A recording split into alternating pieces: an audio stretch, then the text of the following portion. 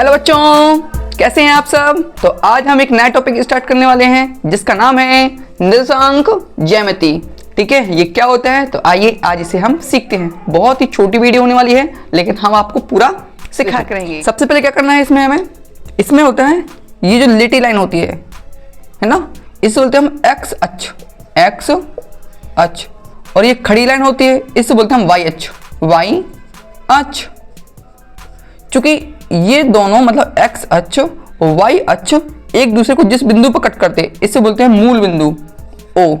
मतलब आपको सीखना है कि मूल बिंदु को क्या कहते हैं, हम ओ कहते हैं। मूल बिंदु क्या होता है तो एक्स अक्ष और वाई अक्ष जिस बिंदु पर कट करते हैं तो उनके प्रतिच्छेदन बिंदु को ये बोलते हैं हम मूल बिंदु। यहाँ देखो, यहाँ होगा माइनस एक्स अक्ष और ये वाई के यहाँ पर माइनस वाई, मतलब कि इस तरफ हम नेगेटिव मानों को प्रदर्शित करेंगे।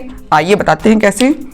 देखो, जीरो की इस तरफ क्या होगा धनात्मक मान, मतलब 1, फिर 2, यहाँ 3, ये 4 और ये 5, ऐसे जाते आओ खूब जहाँ तक जाना है। इस तरफ जाइए, यहाँ माइनस का मान, माइनस का 2, माइनस का 3, माइनस का 4, माइनस का 5, माइनस का 6। ठीक है, ऐसा हम लेफ्ट साइड जाएंगे। ऊपर देखो, यहाँ पर 1, 2, 3, 4, 5, नीचे आइए -1, -2, -3 और ये माइनस का 4। ये देखो हमने कुछ बिंदुओं को यहाँ पर प्रदर्शित कर लिया है। तो क्या करेंगे, एक्स अक्ष और वाई अक्ष, फिर से देखना, एक्स अक्ष और वाई अक्ष जिस बिंदु पर कट करता है उसे बोलते हैं मूल बिंदु। और मूल बिंदु क्या होता है 0, 0। तो मूल बिंदु के निर्देशांक क्या होते हैं तो बोलेंगे 0, 0। किसी बिंदु की स्थिति, सुना ध्यान से, क्या कहा, किसी बिंदु की स्थिति आखिर इन अक्षों में कहां पर है उसको निर्धारित करने के लिए ही हमें किसकी जरूरत पड़ती है, इस निर्देशांक की जरूरत पड़ती है।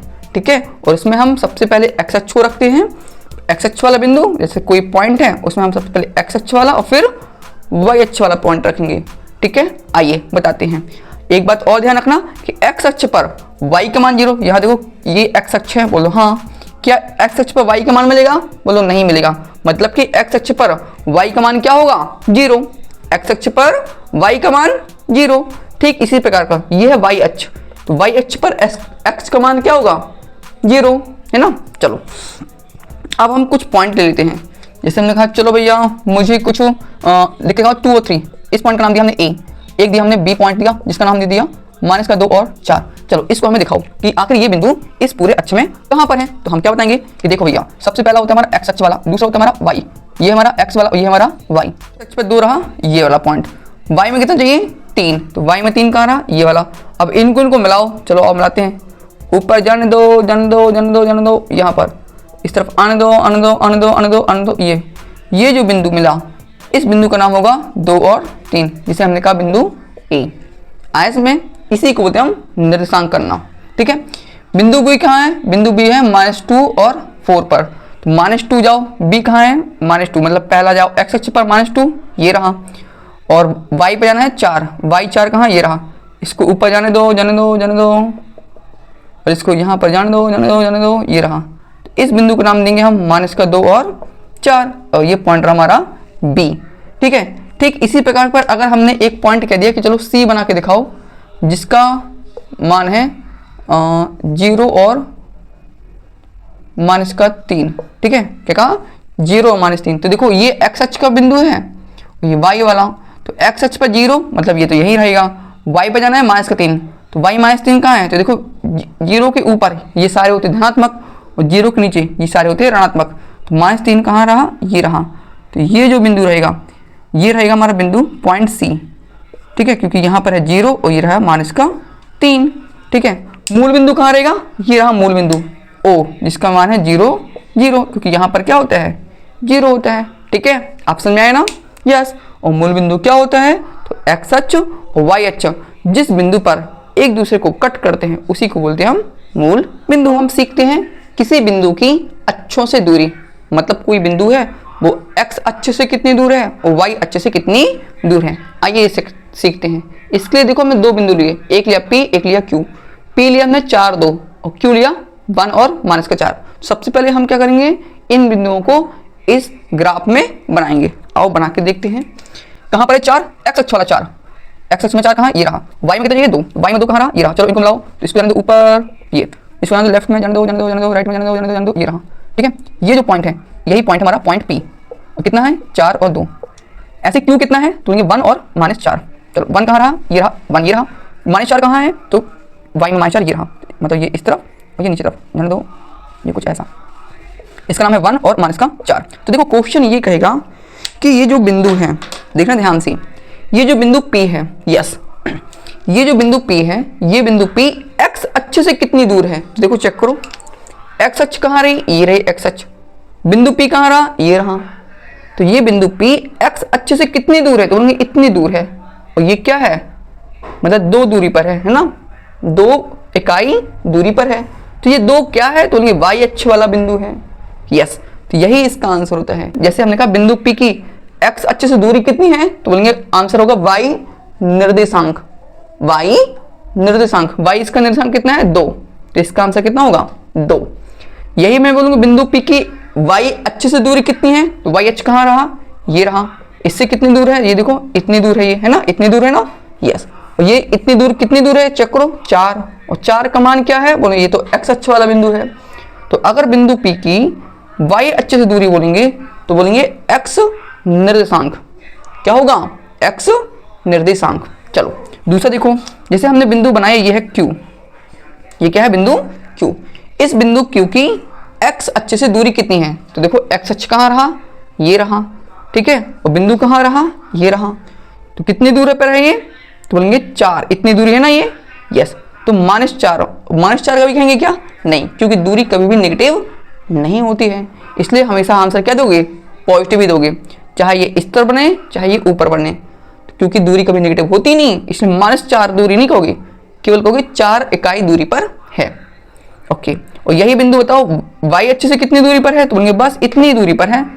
तो ये कितना आ रहा 1, तो 1 मतलब इसका x निर्देशांक।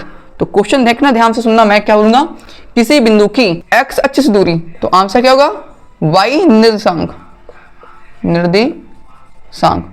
और यदि मैंने यहां पर बोल दिया कि किसी बिंदु की y अक्ष से दूरी, तो आंसर बोलेंगे फिर हम x निर्देशांक। क्या आपको ये लॉजिक क्लियर हो गया ना कि मैंने क्या कहा, ये बिंदु इससे कितनी दूर है तो ऐसा, क्योंकि हम हर बार उसका ग्राफ में थोड़ी बनाएंगे, ये हमारा ऑब्जेक्टिव देना पड़ता है। जैसे हमने एक क्वेश्चन दे दिया जैसे S एक बिंदु है और दिया 10 और -5, तो बताओ ये बिंदु x अक्ष से कितनी दूरी है, तो x अक्ष पूछा तो आंसर बोलना ये वाला, मतलब 5 इकाई दूरी पर है। y अक्ष से कितनी दूरी है तो बोलना 10 इकाई दूरी पर है। ध्यान रखना यहाँ -5 था, लेकिन दूरी कभी भी नेगेटिव नहीं होती है, इसलिए आंसर 5 ही बोलना। क्या देखेंगे, अब हम देखेंगे कि x अक्ष पर y का मान क्या होता है, y अक्ष पर x का मान क्या होता है, और मूल बिंदु के निर्देशांक क्या होते हैं। तो आपको हमने पहले ही बता दिया था कि देखो ये है x अक्ष और ये है y अक्ष। x अक्ष y अक्ष के प्रतिच्छेदन बिंदु को बोलते हैं हम मूल बिंदु, जिसके निर्देशांक होते हैं 0 0, ठीक है। सेम ऐसे ही x अक्ष पर y का मान क्या होगा, तो भैया ये है x अक्ष, बोलो हाँ, यही ये जो लाइन दिख रही है ना, ये बस है x अक्ष, ये लाइन बस। तो x अक्ष पर क्या आपको y दिखेगा, लेकिन y क्यों दिखेगा, ये तो x अक्ष वाला है। तो यही इसका आंसर होगा कि x अक्ष पर y का मान होगा 0, और y अक्ष ये रहा y अक्ष, y अक्ष पर x का मान तो बोलेंगे 0, ठीक है।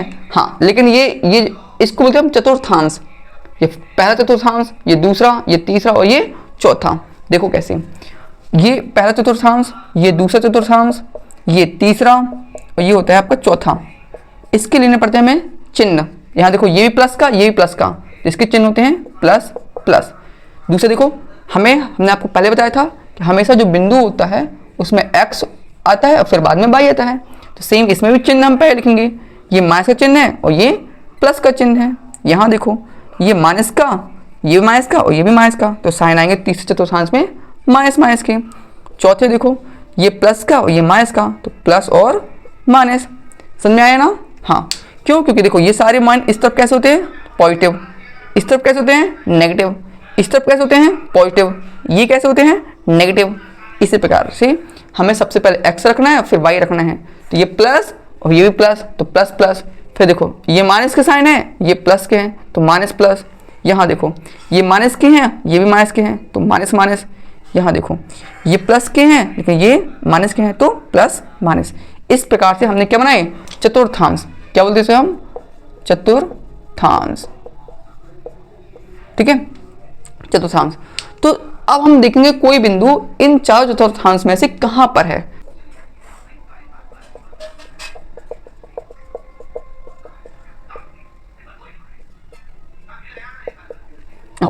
देखिए यहां पर हमने कुछ 4 बिंदु लिए हैं, एक लिया 2 3, फिर -2 -3, फिर -2 प्लस का 3, एक प्लस का 2 माइनस का 3, और हमें बताना है कि ये चारों बिंदु किस किस चतुर्थांश में होंगे।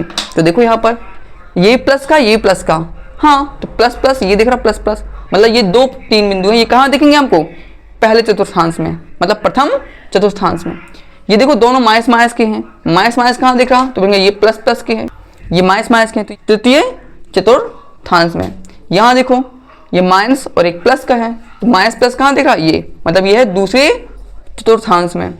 यहाँ देखो ये प्लस का और ये माइनस का, ये प्लस माइनस, तो ये बिंदु है कौन से चतुर्थांश में, चतुर्थ चतुर्थांश में। तो बताइए ये वीडियो आपको कैसी लगी, अगर अच्छी लगी है तो शेयर कीजिए एंड हमें कमेंट्स करके जरूर बताइए। Thank you. चैनल को लाइक, शेयर और सब्सक्राइब जरूर करें। Thank you.